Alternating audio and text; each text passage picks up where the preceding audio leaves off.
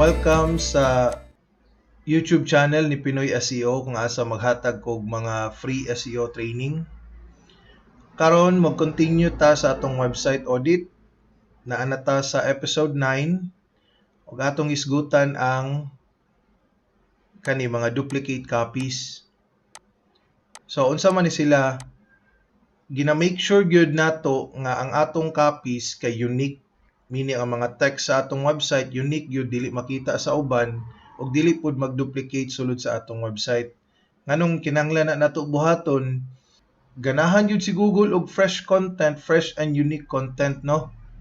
Ma-penalize gyud sa gikan sa una hangtod karon kanang naay mga duplicate copy, especially if i-copy paste gyud kaayo, no? Word for word tanan.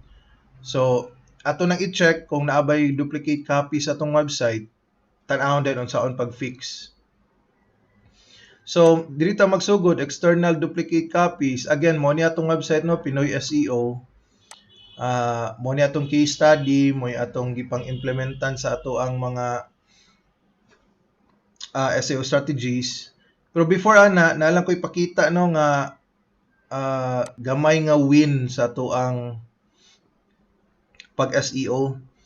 So kani nga keyword, free SEO training Philippines, nag incognito ko. Nigawas na ta sa first page, no? Pero ang atong YouTube channel, so naa na ta diri nga part number 7 na ni siya sa ranking, no? So naa na gyud ta sa first page ani nga keyword, free SEO training Philippines, pero sa atong YouTube channel. And ang atong website naa pa ta gihapon sa number 4. Pero good news kay nanggawas na ang uban pages nato. So kanito siya, no? Atong homepage, then nagawas na atong mga courses. So good news po na siya.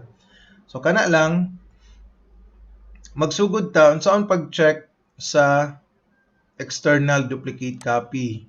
So akong gamit nga tool kani siya, no, Copyscape. Piyaw na tong URL. Ibutang dira.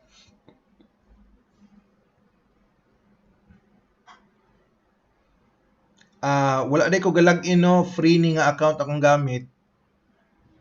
I think na ay mga makakuan lang ka og mga 10 tingali ka-test. So inani ang result, no, one result found, na siya duplicate copy gikan sa YouTube atong tan-awon. Nay uban inani nga result, ang pasabot na niya wala na siya. Recently removed some matching content. Wala na siya. So, okay ra na. So in short, ang atong homepage wala, no, then ako dayon nang tan-awon dayon nga usa-usahon nako ang essentially ang tanan pages, pero sa kaning video ang kaning main menu aton tan-awon kung naabay duplicate. Kung na kay premium account ani, pwede ka ka-batch, no, imo ing i-export or i-import nimo ang mga URLs nimo, then mag-batch din siya og check. So wala tay duplicate sa about. Kani course.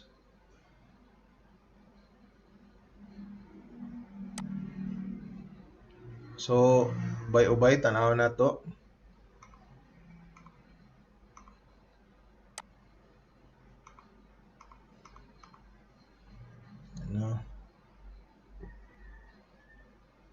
So inani na siya, no, na siya makita nga mga pila ang duplicate nga words o tagaan niya percentage sa copy. So ani siya 13%, pangitaon na to asa na mag-pink man na sila. Wala man.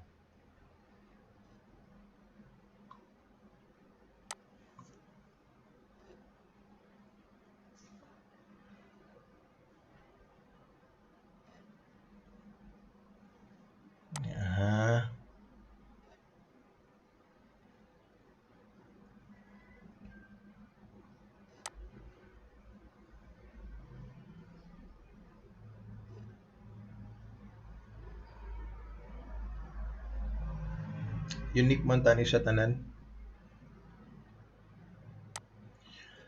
Anyway, 13% ang kasagaran akong gina-consider 70 up percent or 80 up percent wala na siya duplicate copy. So dapat ang buhaton ana kana mag-rewrite gyud. Especially applicable gyud ni siya no kung gapadagan kag e-commerce, and most of the time basta e-commerce magkopya ka og mga product description. Okay man na kung general gyud nga product description imong gi-copy, pero as much as possible naa jud kay pangdungag na content or imong ipang rewrite ang content para ma-unique siya sa imong website. Ano siya no? So dili ni siya issue 13%.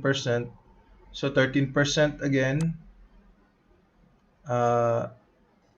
Di ko sure asa no, pero magpula mag-pink dai na siya ang imong copy nga ga-duplicate. Wala man. So para tanan to 13% siya.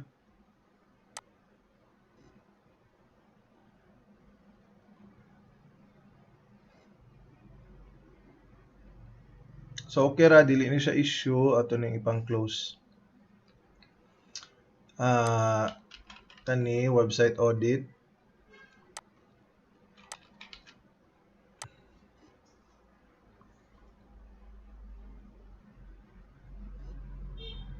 Okay.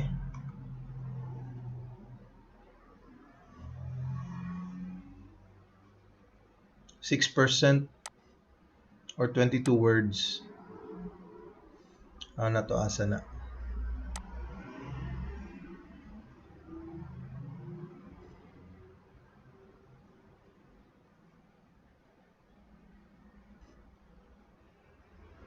Okay. Anyway, wala siya makita pero dili ni siya issue.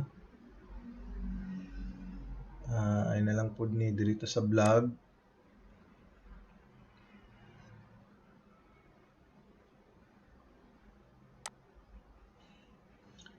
Itatag ko sa ka-blog.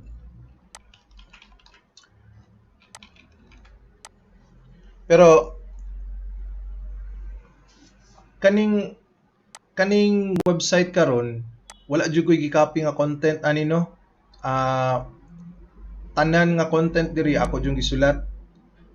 And wala pa pud ko nagpasulat, so kuan ni sila tanan no kanang kung unsa lay makuan ako akong ipangsulat.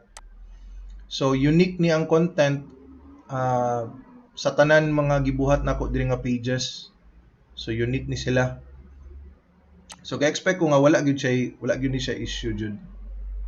Nato ni ang YouTube gali yang nakita ang title. So gamay ra pug tingali kay na. Kana no matching words. 12%. Inani kasagaran.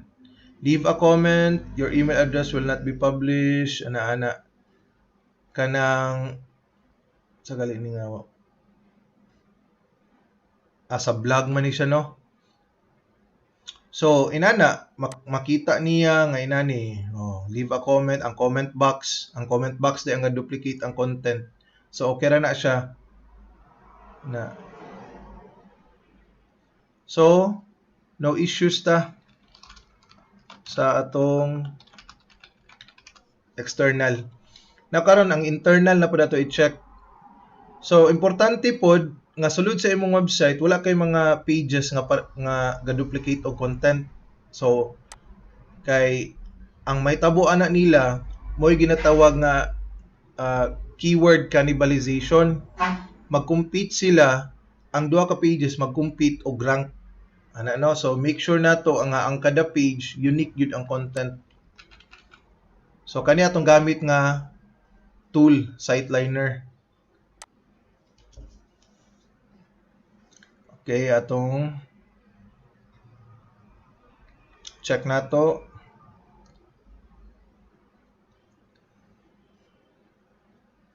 Mag-scan din na siya sa imong website. So again, gagamit na kog free ani nga version, pwede ka kapalit ani mas daghan ang imuhang functionalities nga makuan. Pero ang basic is makita ra niya ang duplicate content na raw naka percentage na siya daan. Ulaton lang nato mahuman ni duplicate content, common content. Apod siya iyang i-compare ang mga page size. So kani gamay ra kay ni nga website, ang Pinoy SEO mga nara sa 200 pages. Tanaw na to, dali ra ni mahuman. Actually human na. So tanaw na to dire, duplicate content. Ana. So makita nimo dire duplicate content, yang title dara matching words no og match percentage.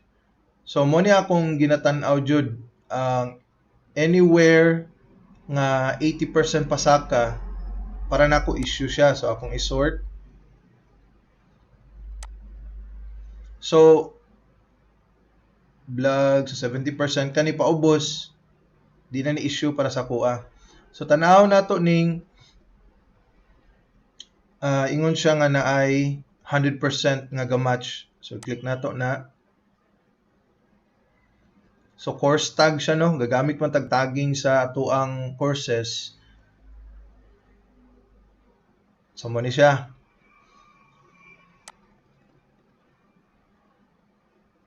Course tag SEO Basics Training Philippines. So kung imong tan-awon ga pink ang mo man iyang ipang check gyud kung ga-duplicate no ang content. Tanaw na to unsa iyahang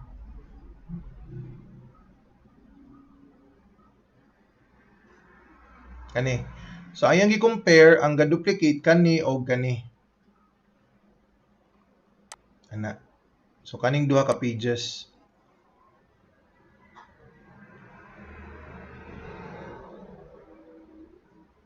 Kay pag abot dire ang gagamit tag tagging sa course, gagamit pud ta sa blog. Napud tay tagging sa blog no. So mo ni siya kanina ni.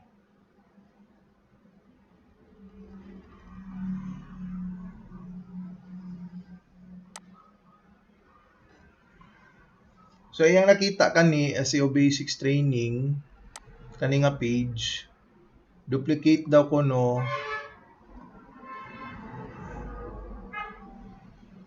SEO Overview Training. Kung imong tanawon, ang galahi lang gyud ang kani. Pero ang whole page kay the same SEO Overview. Ana.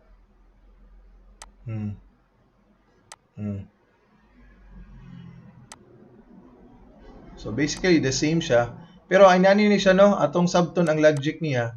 Dili ni siya unique, dili ni siya duplicate content. Kay tag raman siya, dayon wala man gid siya ingon nga kung unsay mga mugawas diri, dili gid siya ingon nga gihimo nato nga content no or page gid siya. So kung imong tanawon diri pareha gid sila.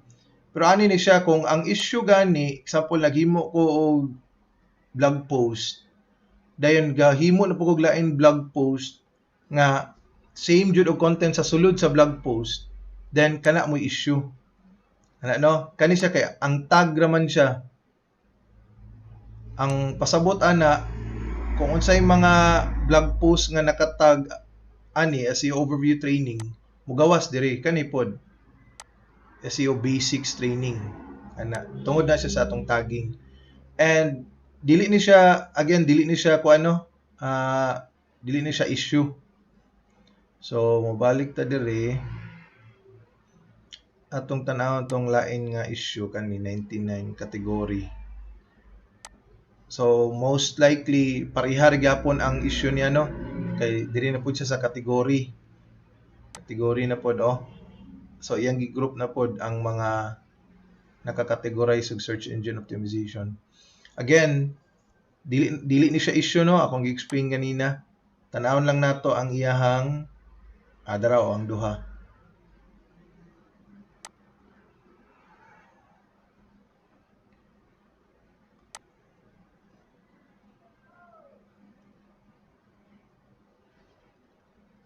Category SEO overview.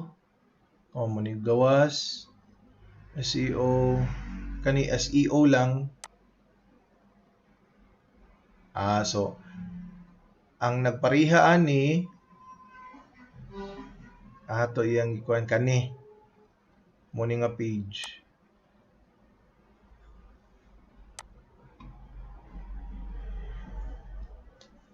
So kani iyang gi-report dito nga kani og kani maski kani na lang kani kay duplicate. Kung imong tanawon duplicate gyud siya no. Pero ang tag ra pud ang category ra pud niya search engine optimization SEO mo rin naglain. So same sila diri. Okay. So again, dili ni siya issue no. Ato lang gi-make sure kay kuan naman ni siya category og katong ganina tagging ra to. Ato lang i-make sure nga wala kay same nga duha ka pages nga pareho jud og content. So for example, kanilang example og naghimo kog another blog post, kani lain man ni siya nga blog post. Kung gahimo kog lain blog post nga akong gi-copy, akong gi-paste, gi-copy na ako ang content, kana duplicate gyud na siya nga content. Issue gyud na siya, dapat mamili ka sa duha asa imong ibilin, imong i-redirect ang pikas. Kanang redirect ato nang maisgutan pohon. So kana lang siya no. Okay. So mo to siya no. Kasagaran iyang nakita diri course tag category, course tag. No, diha ra gyud mag-duplicate. Dili ka kakita og mga pages gyud na sa ubos. Kani lahi ni nga siya nga page. Lahi ni nga page pero tag 8% na ilang percentage. So muna siya no, makaingon ta nga wala siya issue. So no issues diri. Ana ra. Kana lang sa karon nga video. Next ang atong isgutan ang favicon na unsa importance ana niya. So kana lang, thank you for watching.